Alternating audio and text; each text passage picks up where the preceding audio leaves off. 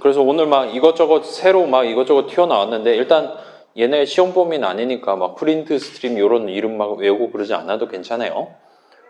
스캐너는 시험 범위이긴 하지만 아무튼 그래서 방금 했던 얘기 요약하면 우리 이미 나만의 웹서버를 만들기 위해 필요한 것들 거의 다 이미 배웠다라는 얘기를 하고 싶었던 거예요. 여러분 지금 뭐 심플 서버 좀 잡아 방금 전 얘기했던 그 눈수식 대신에 지금은 메시지를 항상 이렇게 만들어서 지금 요걸 가지고 레스폰스를 구성하고 있는데 요게 아니라 다른 거 예를 들면 뭐 나이를 입력하세요 그런 거 해본 적 있잖아요. 그런 거랑 비슷한 느낌으로 적당히 꾸며가지고 레스폰스 보내고 그러면 저 사람이 뭔가 입력한 같은 데다 입력한 다음에 버튼 누르겠죠. 그러면 그 버튼 눌렀을 때 새로운 리퀘스트를 나한테 날릴 겁니다.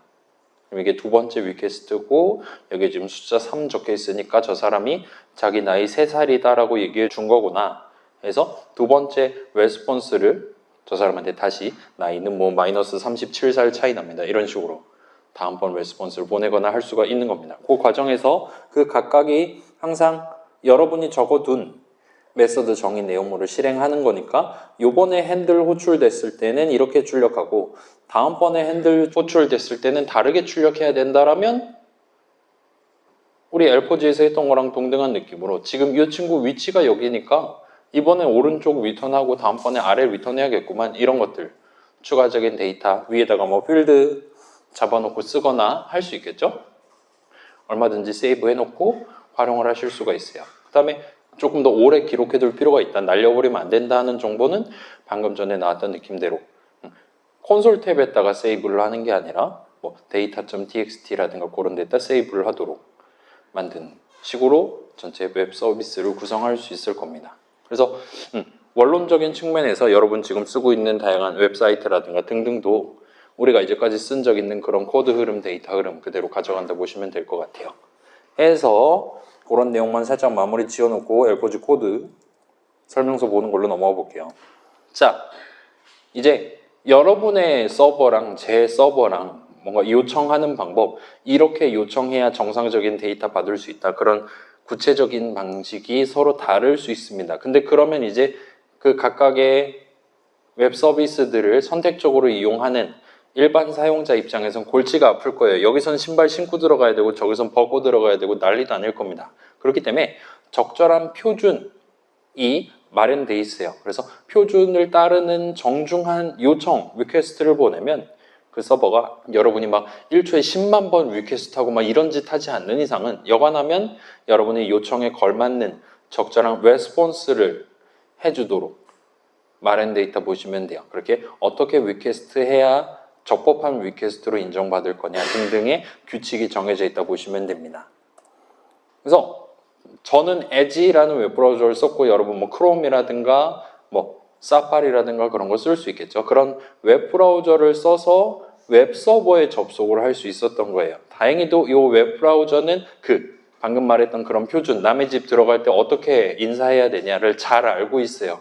그렇기 때문에 여러분이 그 주소창에 주소 한 줄만 적고 엔터 치면 그 주소로 딱 특정되는 그 컴퓨터에 어떻게 인사를 해야 되는지를 잘 알고 있습니다. 적절한 리퀘스트를 꾸며서 보낼 능력을 갖추고 있어요. 그게 아까 출력됐던 내용에 포함되어 있다 보시면 됩니다. 우리가 직접 친 건 아니지만 이런 내용들이 포함된 요청을 보낸 거예요. 여러분은 웹브라우저라는 프로그램을 통해서. 그래서 정중한 요청을 보냈고 그거에 대한 답변으로 스트링 값 하나를 받았다 보시면 되는 거예요. 물론 그게 포함된 레스폰스라는 규격에 맞는 덩어리 하나를 웹브라우저가 받아서 그 내용을 바탕으로 최종적으로 여러분 눈앞에 출력을 해줬다 보시면 됩니다. 네. 한 가지라도 만약에 드랍이 되면 이 서버는 좀 실행이 안 되는 거예요. 서버가 아니면 이번 웹브라우저 그 프로그램. 그러니까 이런 요청 중에 뭔가를 누락하면 어떻게 되냐?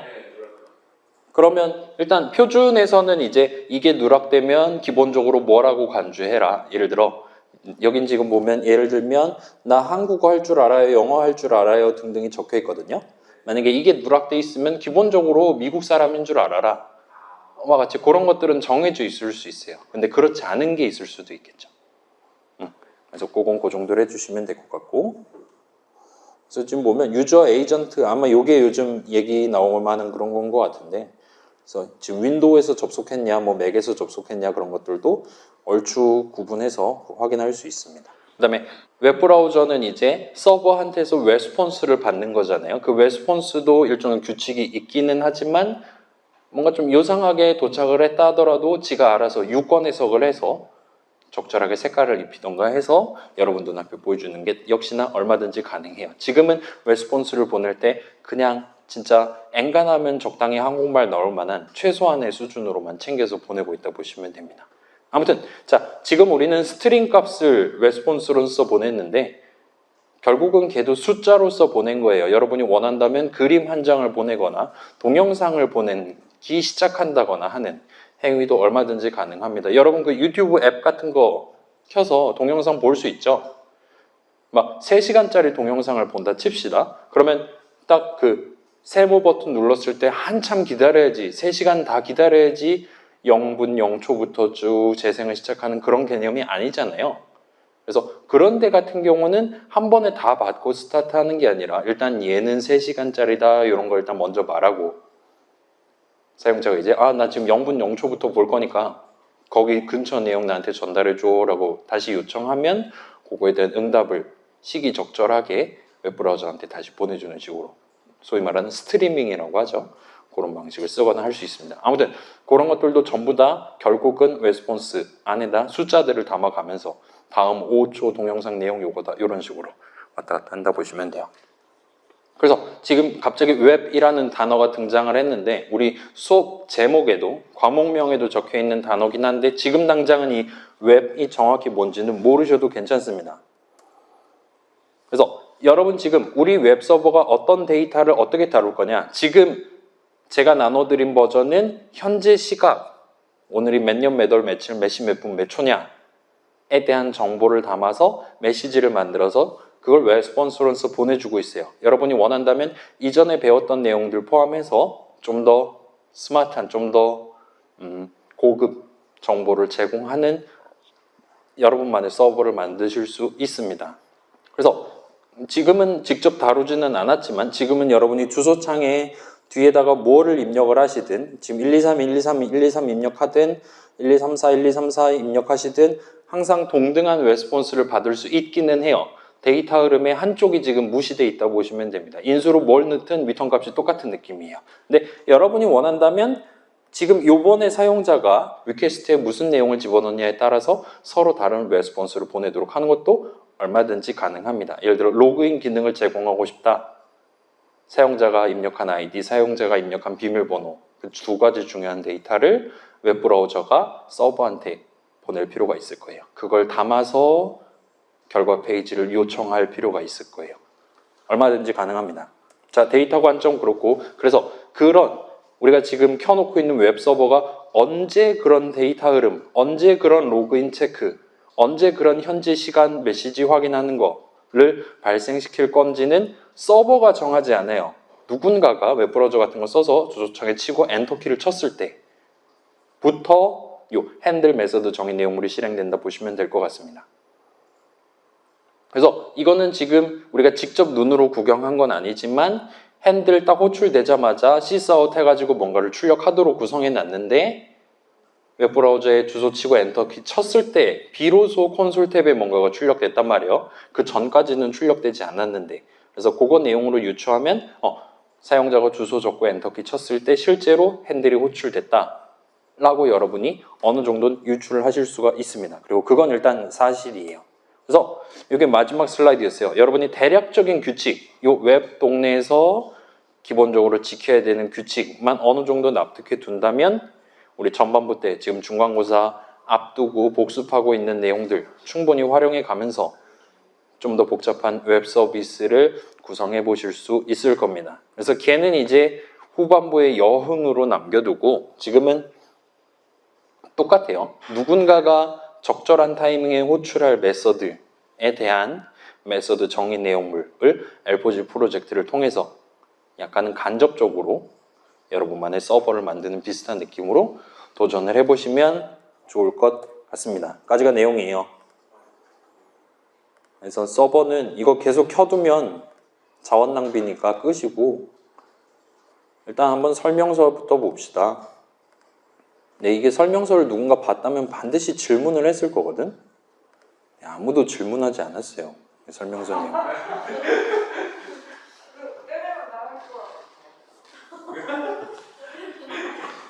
그렇게 지금 먼저 집에 간 50명도 그렇게 생각하고 있겠죠. 아무튼 자, 요거 문서 지난 시간 그 자리에 LMS에 있으니까 다운로드 하실 수 있을 거고 일단 여기 지금 17분이니까 간략하게 게임만 먼저 구경해 볼게요. 자, 여러분이 알아둬야 할 만한 내용, 중요한 내용 또는 여러분이 쓸 수 있을 만한 권장하는 내용들이 담겨 있다 보시면 돼요. 그래서 .java 파일이 여러 개, 몇 개 있더라? 34개인가? 그렇게 있었던 것 같은데 여러분이 지금 구경할 만한 내용들, .java 파일들은 뭐가 있나 소개를 하는 부분입니다.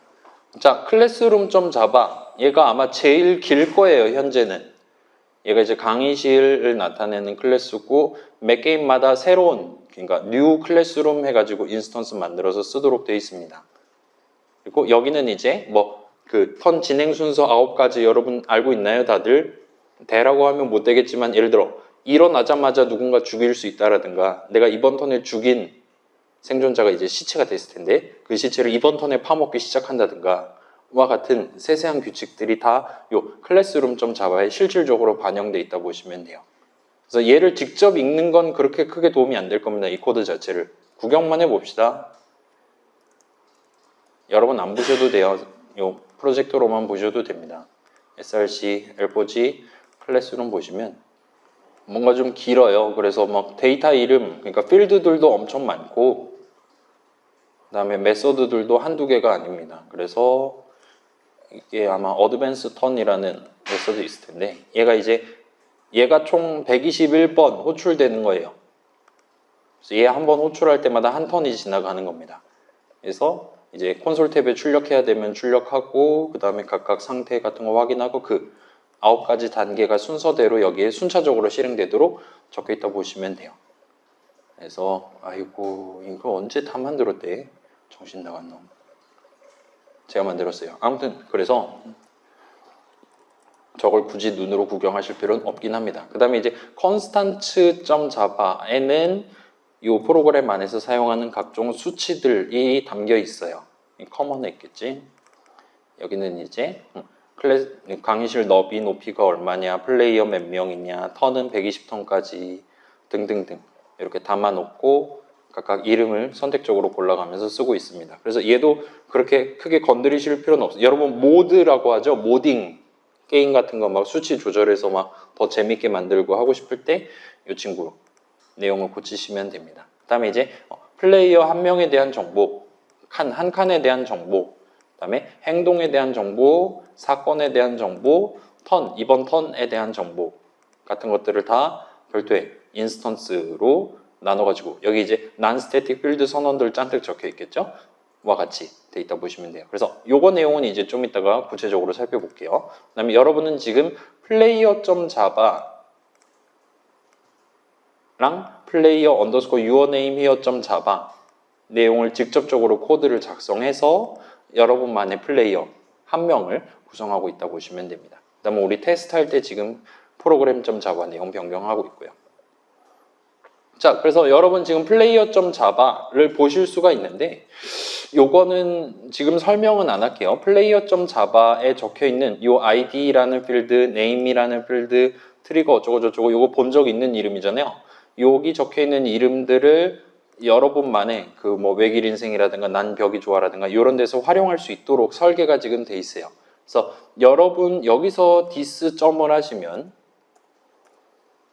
이제 id라든가 방금 봤었던 그런 이름들을 포함한 플레이어 외길 인생 소속 이름들을 확인하실 수 있을 겁니다. 그래서 코드 이름은 5개, 걔네들만 보면 될 것 같고 데이터 이름 위주로 여러분이 확인해 보시면 좋을 것 같아요.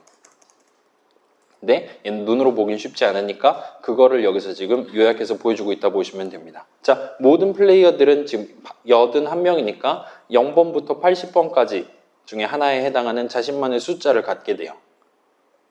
그 다음에 각자 여러분이 정한 이름 세팅돼 있을 것이고 직접 가면 할 거냐 말 거냐 여러분 정할 수 있고 그 다음에 게임 번호 하나가 지금 적혀 있을 겁니다. 이거 적혀 있나 실제로? 나 지금 거짓말하고 있을 수도 있는데 게임 넘버 다행히 있네요.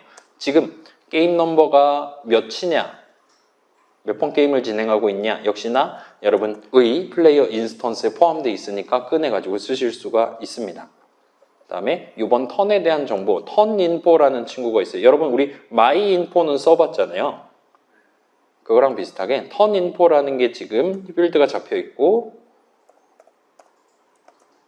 점 찍으시면 필드가 두 개가 있습니다. 이번 턴이 몇 번째 턴이냐 랑 그다음에 이번 턴이 그 생존자들한테 직접 감염할 거냐 말 거냐 물어보는 턴이냐 트루펄스 값이 담겨 있어요.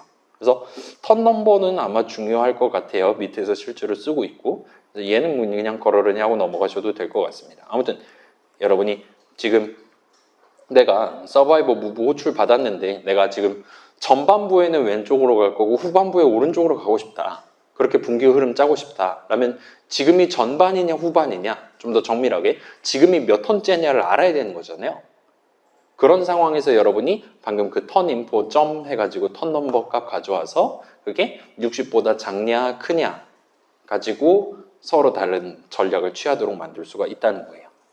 그렇게만 해도 그럭저럭 다양한 전략을 한 게임 안에서 진행할 수가 있을 겁니다. 그래서 이렇게 두 개 필드가 담겨 있고 그 다음에 마이 인포 우리 구경해 봤었죠. 여기는 이제 여러분 개인에 대한 정보가 들어있다 보시면 돼요. 그래서 여러분 아이디 몇 번이냐, 여러분 지금 상태 생존자냐 등등 이것도 한번 구경해 봅시다. 마이 인포 점 하면 그렇죠? HP 있었고 아이디 있었고 포지션 있죠. 그 다음에 스테이트 있어요. 스테이트는 그 우리 레프트 라이트 했을 때랑 비슷한 느낌으로 어디 갔냐? 아 이거 자동 완성 안 해주네. 스테이트 코드 점 하면 이런 식으로 생존자, 시체, 감염체, 영혼 중에 하나를 골라 갖고 쓰실 수가 있도록 설계되어 있다 보시면 됩니다.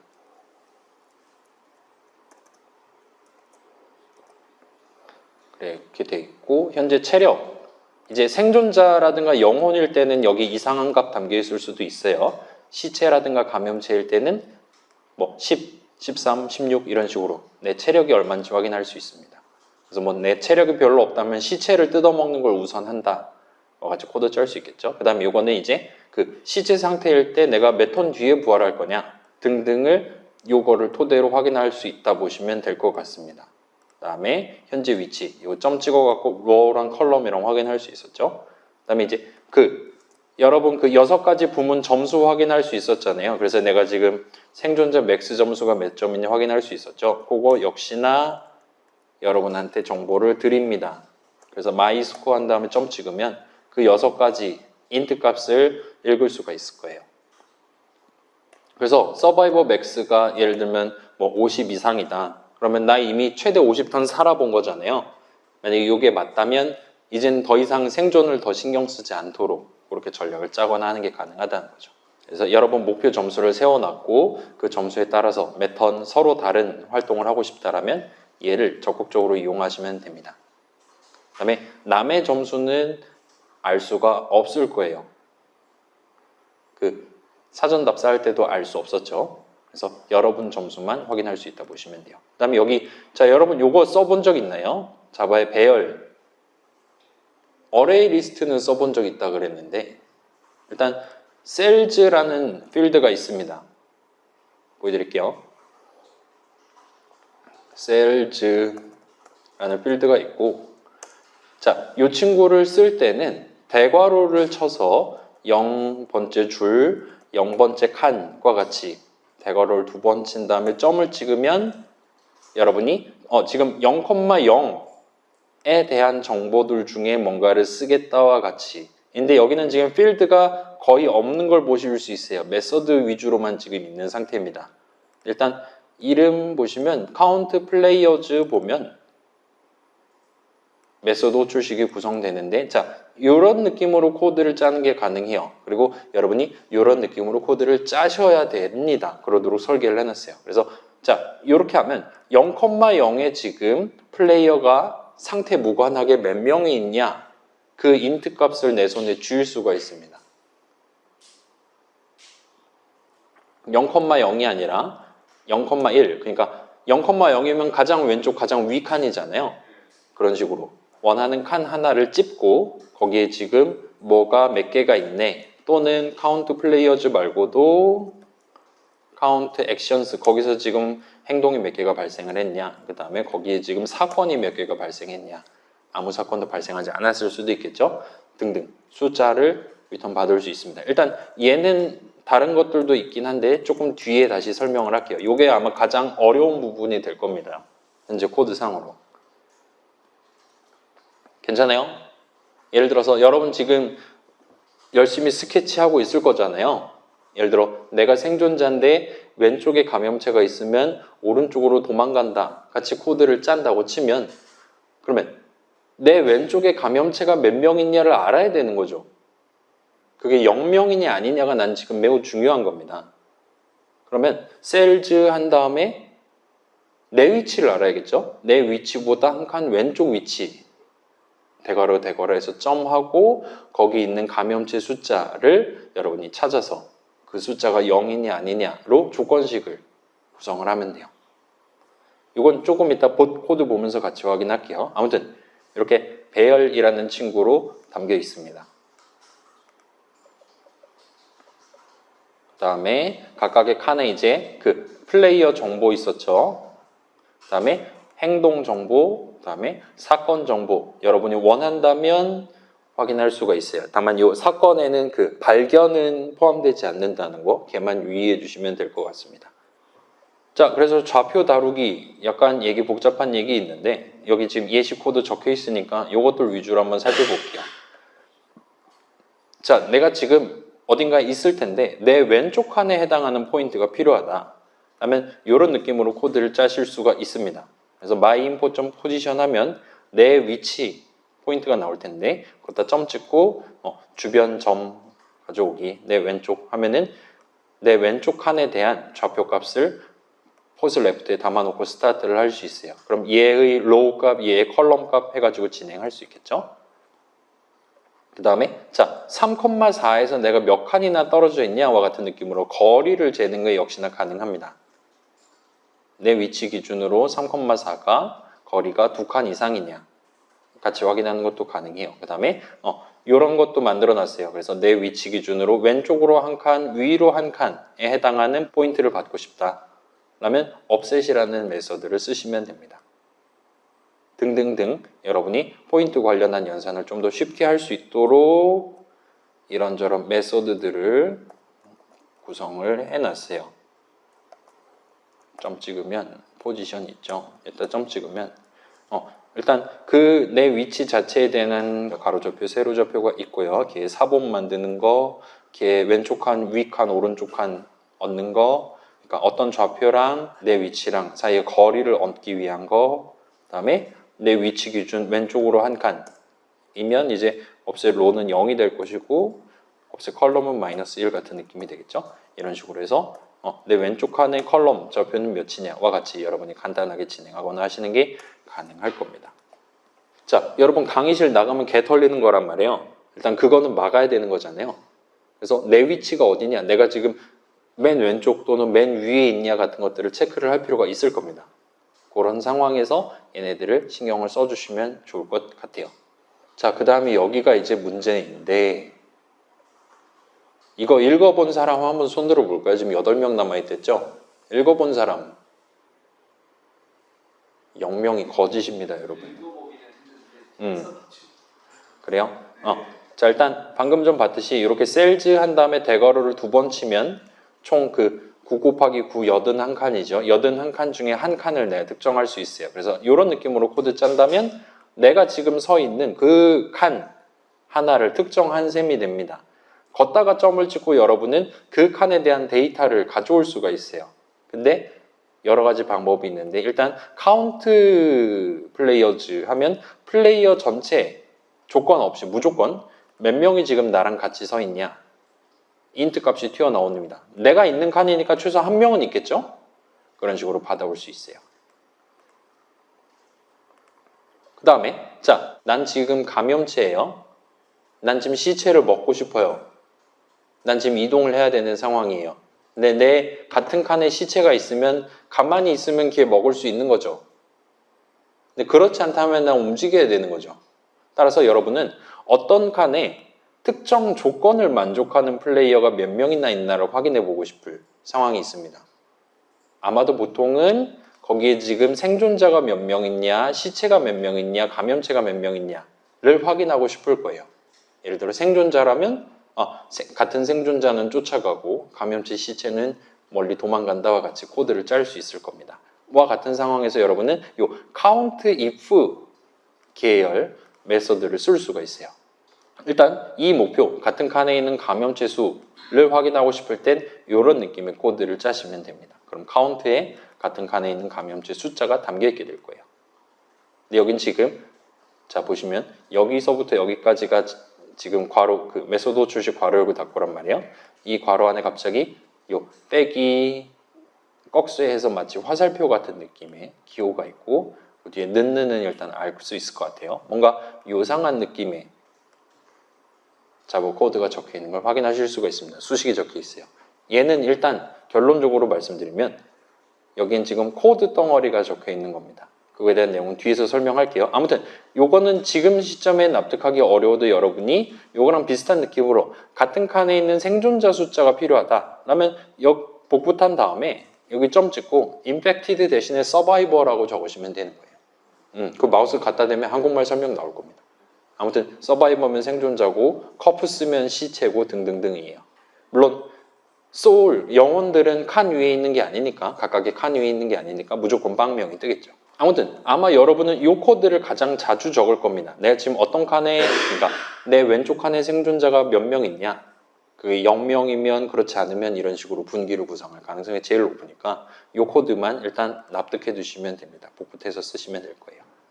자, 그 다음에 요거는 가능은 한데 여러분이 나만의 새로운 9 곱하기 9, 81칸짜리 인트 값을 담을 수 있는 인트 값 81개를 담을 수 있는 새로운 로컬 이름 내지는 새로운 필드 선언을 하시는 게 가능합니다. 하고 싶을 땐 요 선언을 오려 붙이시면 돼요. 그리고 가급적이면 요 카운트가 새로 정하는 이름이 필드 이름이 되도록 로컬 변수 이름이 아닌 필드 이름이 되도록 만들어주시면 좋을 것 같아요. 그래서 이렇게 81칸을 잡아두고 각각의 칸에 대해서 한 번씩 내용물을 실행하기 위한 반복 흐름 구성할 수 있을 것이고 그래서 그 반복 흐름 각각의 칸에 대해서 카운트 if를 호출한다와 같이 이러면 이제 모든 칸의 시체의 숫자를 각각 계산해서 각각의 카운트에 각각의 칸에다 담는 느낌이 됩니다.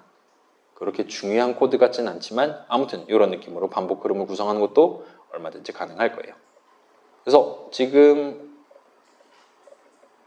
가장 중요한 건 이 부분이라 보시면 될 것 같습니다. 여러분이 원하는 칸 하나를 찝을 수가 있어야 되고요. 그 다음에 아마도 여러분은 행동이라든가 사건은 그렇게 중요하지 않으니까 거기에 지금 플레이어가 몇 명 있냐가 가장 중요할 거예요. 근데 내가 지금 지정하는 조건을 만족하는 플레이어가 몇 명 있냐를 알고 싶을 거고 그 조건은 대부분 상황에서 걔의 상태가 지금 뭐냐 생존자냐 아니냐와 같은 것들을 가장 중요하게 고려하게 될 겁니다. 그 지금까지 말한 내용들이 요 지금 메소드 출식, non-static 메소드 출식에 전부 축약돼 있다 보시면 돼요. 이따 봇 코드에도 이런 비슷한 거가 잔뜩 들어있게 될 겁니다. 자, 그 다음에 사전 답사에서 봤던 것처럼 내 시야 범위 바깥에 있는 칸에 대해서 카운트라든가 뭔가를 하면 무조건 빵명이 뜰 거예요. 저 칸에 대해서 내 눈에 보이는 시체, 내 눈에 보이는 감염체가 몇 명 있냐를 재는 거라 보면 됩니다. 그래서 뭐 감염체 같은 경우는 그 후각이 있다 그랬으니까 내 시야 범위 5 곱하기 5 시야 범위 바깥에 있다 그러더라도 저기 시체가 몇 명 있냐 확인하는 거 얼마든지 가능은 합니다. 영혼 같은 경우는 아예 전체가 다 시야범위니까 항상 진짜 정보를 얻으실 수 있을 거고요. 아무튼 그렇다 보니까 여러분이 저 셀즈라는 거를 다룰 때 내가 지금 상태가 뭐고 저 칸이 내 시야범위 바깥이냐 아니냐를 직접적으로 검사를 할 필요는 없어요. 내 시야범위 바뀌면 거기에 사람이 있다 하더라도 빵명으로 뜰 겁니다. 알아서 잘 해줄 거예요. 자, 그 다음에 여러분 이런 코드도 짜실 수가 있습니다. 자, 현재 시야범위 안에서 감염체들 하나하나를 재고 그 감염체들 중에 HP가 가장 많은 감염체가 몇 컷만 몇에 서 있는지를 확인할 수 있는 코드 덩어리예요. 그래서 모든 칸에 대해서 그다음에 여긴 지금 카운트가 아니라 for each players라는 메서드를 지금 호출하고 있는 걸 볼 수 있습니다. 그래서 각각에 대해서 그러니까 요 자리에 있는 각각의 플레이어에 대해서 요 코드 덩어리를 실행하겠다 같은 느낌으로 여러분이 읽어주시면 적절할 것 같아요. 각각의 플레이어에 대해서 그 플레이어가 지금 내가 알고 있는 HP max보다 더 큰 HP를 갖고 있고 얘가 감염체라면 내가 지금 알고 있는 정보를 갱신한다와 같은 느낌으로 여러분 그 막 뭐 어레이 리스트 같은 데 담겨 있는 숫자 중에 가장 큰 값을 읽어온다든가 하는 코드 짜본 적 있을 거잖아요. 그거를 지금 여기서 지금 동등한 느낌으로 진행하고 있다 보시면 됩니다. 괜찮아요? 다시 말씀드릴게요. 자, 요 포이치 어쩌고는 인수 자리에 코드 덩어리를 하나를 우겨 넣을 거예요. 그 코드 덩어리를 지금 요 칸에 있는 각각의 플레이어에 대해 한 번씩 실행을 해줍니다. 근데 얘는 지금 분기 흐름이고 분기 조건을 만족하면 는수식을 계산하는 거란 말이에요. 그래서 한 명 한 명 들고 와서 너 체력 얼마니? 너 체력 얼마니? 체력 좀 많네. 너 감염체 맞니? 같은 식으로 조사해서 그 모든 조건을 다 만족하면 방금 알아낸 새로운 사실, 지금 현재 이 강의실에서 HP가 가장 많은 친구는 몇 칸만 몇에 있는 친구고 걔 HP는 얼마다라는 걸 갱신을 하면 요 폼은 실행이 끝났을 때, 요 반복 흐름 실행이 끝났을 때 나는 요 포즈 맥스에 있는 감염체 한 명이 HP를 요만큼이나 가지고 있다라고 결론을 내릴 수가 있게 되는 거죠. 자, 그래서 for each 계열 메서드는 이렇게 쓰실 수 있고 한 가지 더 select 계열 메서드가 있긴 하지만 얘는 엔간하면 쓰실 일이 없을 겁니다. 얘는 뭐냐면 조건을 만족하는 플레이어들에 대한 플레이어 정보, 행동에 대한 행동 정보, 사건에 대한 사건 정보를 아예 통째로 목록으로 리턴을 해줘요. 자, 위에 있는 친구 같은 경우는 for each 이 친구는 여러분한테 뭔가를 리턴을 해주진 않습니다.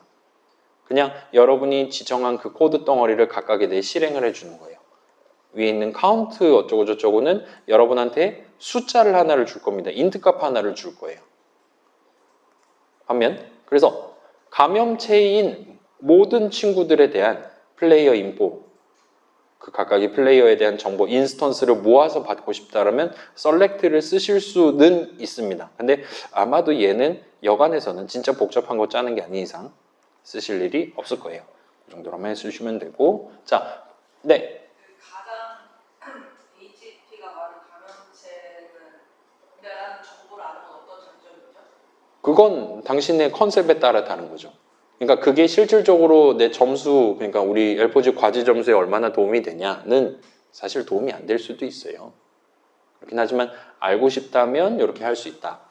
그 정도로 봐주시면 돼요. 그러니까 얘를 이제 응용하면 가장 HP가 적은 감염체의 위치를 골라서 걔 머리 위에 떨어질 수 있는 거잖아요. 걔는 아마도 배가 고픈 애일 테니까 나를 뜯어먹을 확률이 높잖아요. 그런 식으로 접근을 하는 게 가능할 겁니다. 물론 걔가 그냥 무시하고 도망갈 수도 있고요.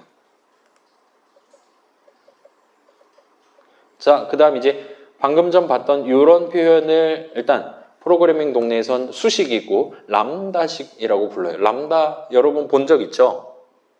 뭐 알파, 베타, 감마, 델타 할 때 그 람다입니다. 오메가 하고 끝나는 거 있잖아요. 그리스 문자.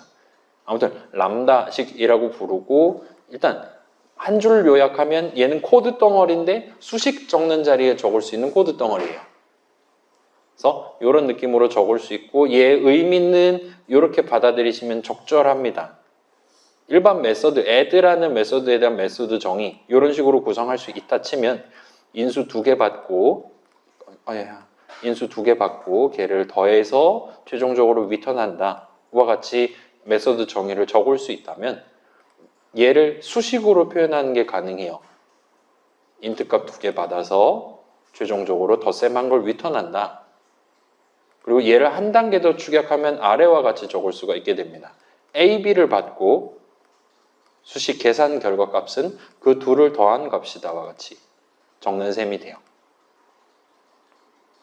그래서 뭔가 좀 막 int 같은 거 빠지고 return 빠지고 뭔가 좀 불안해 보이는데 여러분이 이 수식을 어디다 정리하에 따라서 a, b의 형식이라든가 아니면 이 덧셈 결과값의 형식이라든가 알아서 결정될 수 있다 보시면 좋을 것 같아요. 달리 말하면 여러분 이 수식을 아무데나 적을 수 있는 건 아닙니다. 예를 들어 int number는 한 다음에 이 수식 적거나 하는 건 막혀 있다 보시면 돼요.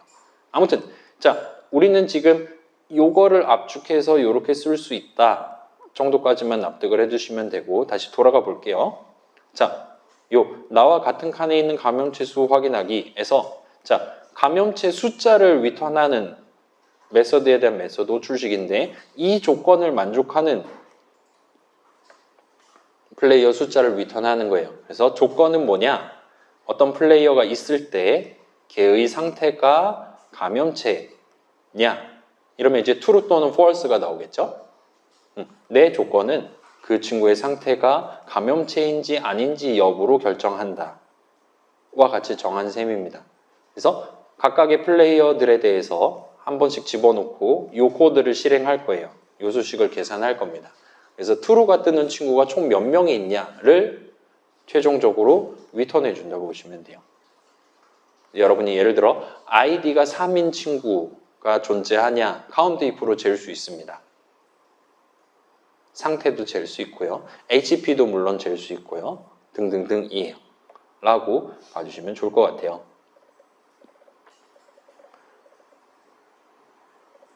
그래서 요거는 조금 복잡하니까 다행이네요. 제가 예시가 여기 있었는데 예시를 그냥 날려버렸을 겁니다. 그래서 요건 뒤에 내용 한국말은 일단 코드 적다가 잘 안 될 때 저한테 질문할 때 그때 다시 한번 확인을 하도록 할게요.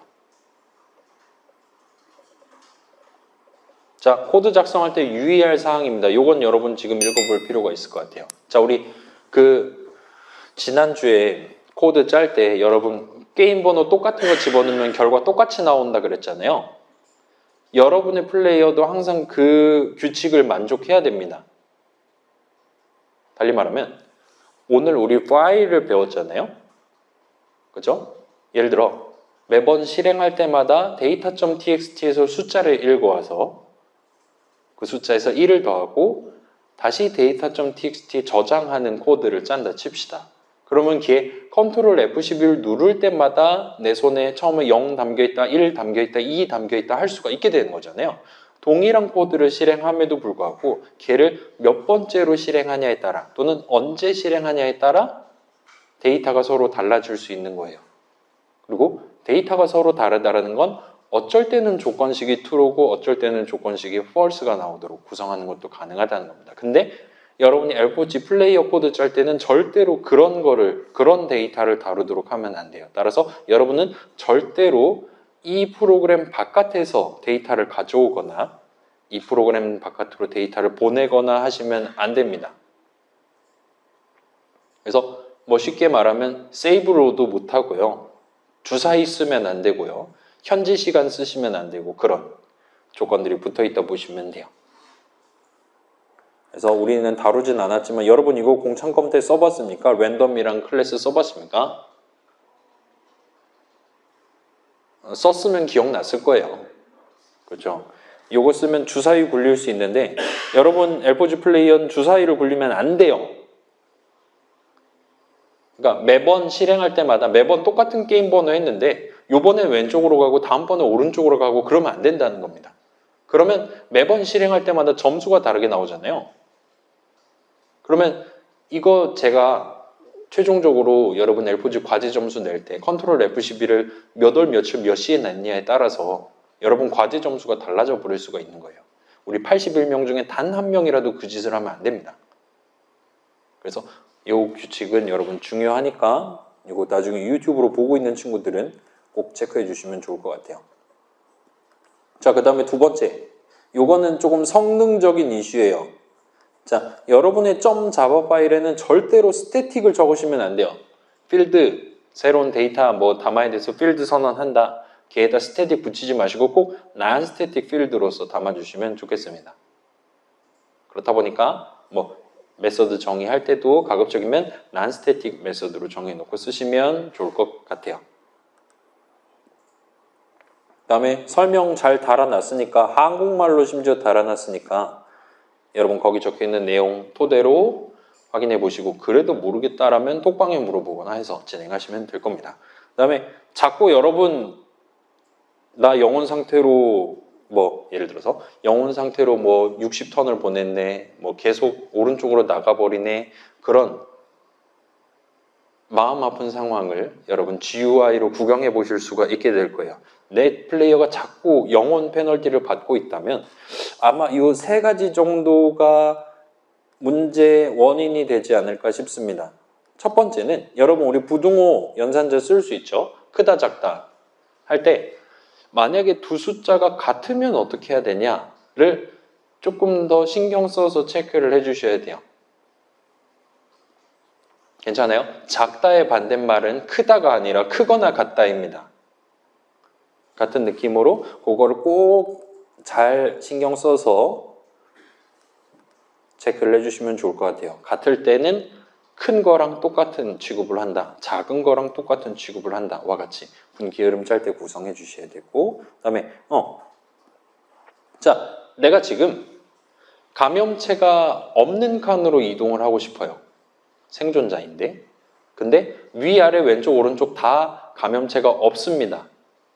근데 내가 지금 오른쪽으로 가면 안 되는 상황이에요. 왜냐? 내가 지금 강의실의 가장 오른쪽 칸에 있거든요. 그런 상황에서 내가 지금 위아래 왼쪽 오른쪽 전부 다 감염체가 없다고 해서 여러분이 라이트를 항상 리턴해버리면 강의실을 나가는 선택을 해버리게 될 가능성이 높습니다. 그래서 그건 여러분이 꼭 체크를 해줄 필요가 있어요. 아무데나 가도 상관없다. 일 때 진짜로 아무데나 또는 아무데나라는 걸 고를 수는 없으니까 아무데나 가도 상관없다고 할 때 항상 오른쪽으로 가게 코드를 짜면 오른쪽으로 가면 망하는 상황에서 망하게 됩니다. 따라서 아무데로 가도 상관없다고 하더라도 오른쪽으로 갈 수 있냐 검사해서 못 간다면 차선책으로 아래로 간다. 못 간다면 차선책으로 왼쪽으로 간다와 같이 여러분이 강의실을 나가버리게 되는 상황인지 아닌지를 꼭 체크를 해주시는 걸 추천을 드리겠습니다. 그 다음에 이거 출력할 때 이제 그 모드 0이라든가 3이라든가 해서 여러분 진행하다가 강의실 나가는 상황 발견하면 지금 몇 번 게임 번호가 몇이냐를 출력을 해주잖아요. 그거를 기억해 뒀다가 우리 프로그램.java에다 입력을 해서 동일한 게임을 다시 한번 리플레이를 해서 돌려보세요. 그러면서 이제 지금 내 캐릭터 여기 있고 내 플레이어 여기 있고 지금 주변에 감염체가 양쪽에 다 있어서 뜬금없이 가만히 있는다를 선택해서 잡혀가는구나와 같은 느낌으로 여러분의 코드 흐름, 허점에 대한 실마리를 발견을 하실 수가 있을 겁니다. 마지막으로 잘 모르겠다면 언제든지 저한테 물어보시고 도움을 받으시는 걸 추천을 드릴게요. 저한테 도움을 요청할 때는 제가 지금 어떤 컨셉으로 만들려고 하는데요 를 제가 파악할 수 있는 적절한 스케치를 지참해서 연락을 해주시면 좋을 것 같습니다. 자, 그 다음 봇 코드를 이제 곧 구경을 할 건데 결론부터 말씀드릴게요. 봇 코드는 여러분이 보고 복붙하라고 드린 거예요. 봇은 일단 여러분이 제출할 수 있는 조건을 전부 다 만족하는 친구들입니다. 그래서 그거 복사 붙여넣기 해서 이름만 바꿔서 내도 L4G 제출하실 수는 있어요. 그럼 이제 일종의 양민이 되는 거, NPC 같은 느낌이 되는 거죠. 그래서 거기서 내용을 살짝 수정해서 진행하시는 것도 뭐 엘포지 프로젝트를 영위하는 방법이 될 겁니다. 근데 그렇게 한다 그래서 항상 난 벽이 조화보다 높은 점수를 받는다는 보장은 없기는 해요. 제 개인적인 추천은 그런 여러 번만에 현란한 무빙을 보여주시는 걸 추천을 드리기는 하는데, 일단 봇 플레이어들은 각각의 컨셉을 맞추기 위해 우리 6가지 평가 기준이 있었잖아요. 6가지 평가 기준 각각을 극단적으로 추구할 수 있도록 설계되어 있다고 보시면 돼요. 그 6가지 평가 기준에 대한 설명은 요 전 문서에 적혀 있으니까 다시 한번 확인하시면 될 것 같고, 아무튼 이따가 봇 플레이어 코드 한번 같이 확인을 해보도록 하겠습니다. 까지 하면 문서 끝나요. 자, 궁금한 점 있습니까? 한두 개가 아니죠? 지금 당장 답변을 듣고 싶다 하는 거 있습니까? 53분인데 시험 관련해서 내주세요. 일단 문의는 가능합니다. 답변은 할 수도 있고 못 할 수도 있어요. 그 2교시에 그 시험 치는 건 우리가 좀 코딩해야 되는 그런 거라고 했잖아요. 맞아요. 근데 우리가 수업 중에 배웠던 거여서 충분히 할 수 있는 거죠. 당연히 그래야겠죠. 뭐 여러분한테 막 창의성을 요구하는 창의성을 점수로 매기긴 좀 어려울 것 같은데. 창의적으로 코딩을 해야 돼요. 그러니까 뭔가 퍼즐을 내진 않을 거예요. 예를 들어 뭐 그런 거 있을 수 있잖아요. 키보드 입력 3개 받아서 3개 더해서 리턴해라. 그런 메소드 정의 만들어라 하면 그걸 우리가 실제로 해본 적은 없지만 그게 문항 지문으로 나왔다 칩시다. 그러면 그 지문을 잘게 쪼개면 얘는 지금 예를 들면 스캐너를 써야겠구나. 그냥 인트값 3개 받아놔야 되겠구나. 선언 적을 수 있겠죠. 그 다음에 결과적으로 덧셈 해야 되고 결과적으로 리턴해야 되는구나. 와 같이 그 목표를 달성하기 위해 뭐를 결과적으로 적어야 되냐는 당신들이 생각을 해야 됩니다. 거기엔 아마 가로넣기가 아니라 아예 통째로 써야 된다는 거죠. 그거는 우리 설명서에 적혀 있으니까 그걸 한번 참고해 보세요. 자, 다른 궁금한 거 없으시면 우리 55분이니까 5분만 봇 코드를 확인하고 퇴근하도록 합시다.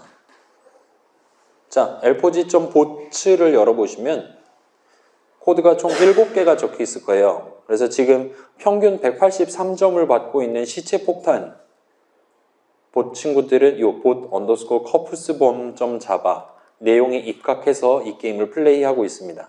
그래서 각각의 봇 코드 열어보시면 이렇게 파란색 주석부터 해서 투두 주석, 여러분 복붙을 하시려면 어떻게 해야 되는지 적나라하게 설명이 적혀 있어요. 자, 다시 말씀드릴게요. elpoji 프로젝트에서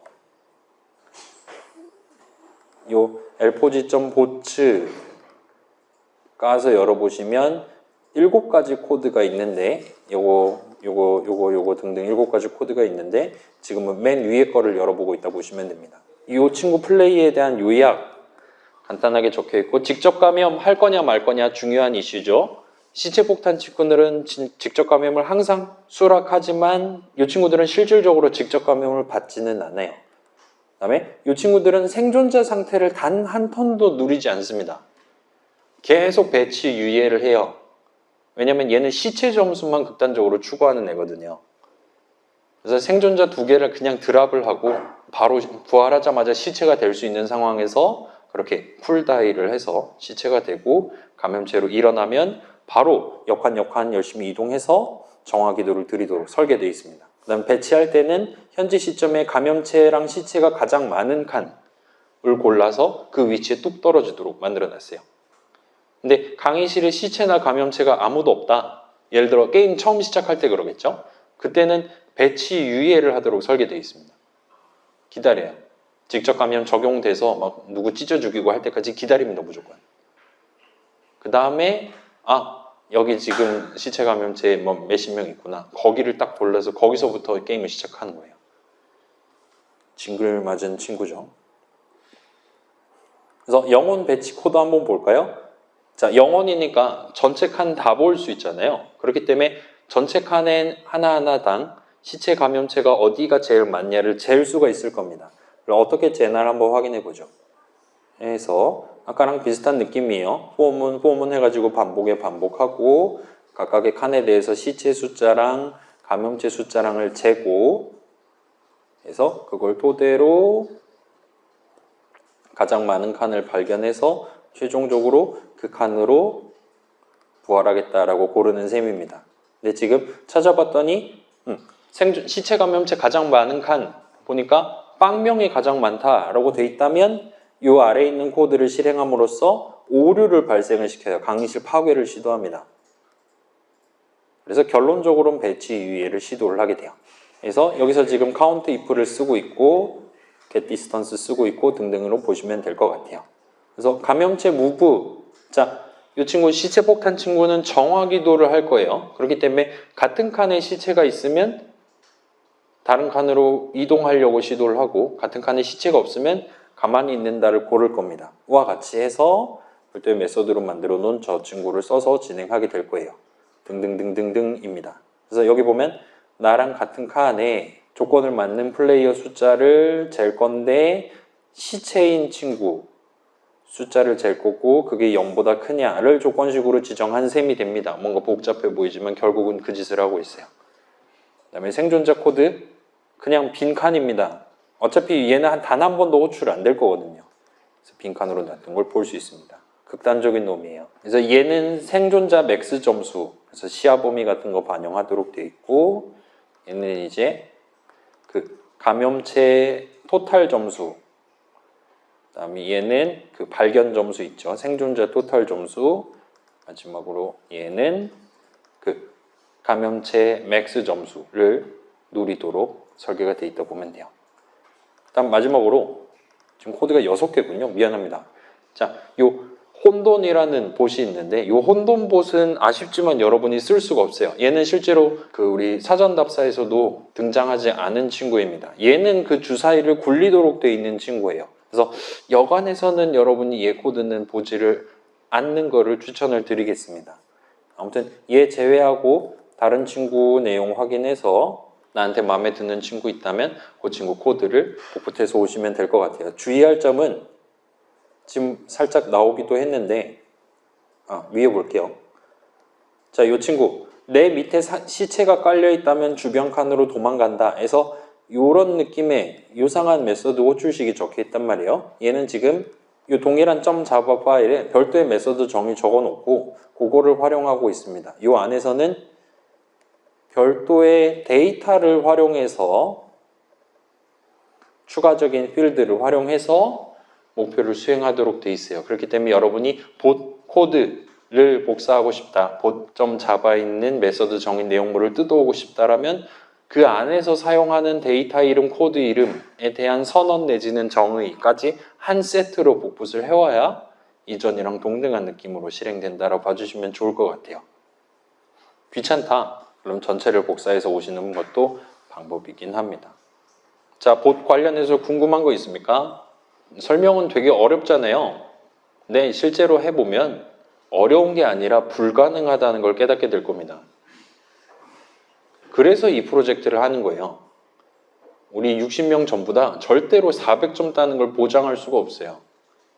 그게 보장되면 실력 게임이 되는 거잖아요. 내 회사가 IT 회사냐 아니냐를 겨루는 셈이 됩니다. 절대 그런 일이 발생하지 않도록 프로젝트를 만들어 놨다 보시면 돼요. 따라서 여러분은 1등 하려고 노력을 하는 게 아니라 내가 원하는 무브, 내가 원하는 춤을 추는 플레이어를 만들기 위해 노력을 하시는 걸 더더욱 추천을 드릴게요.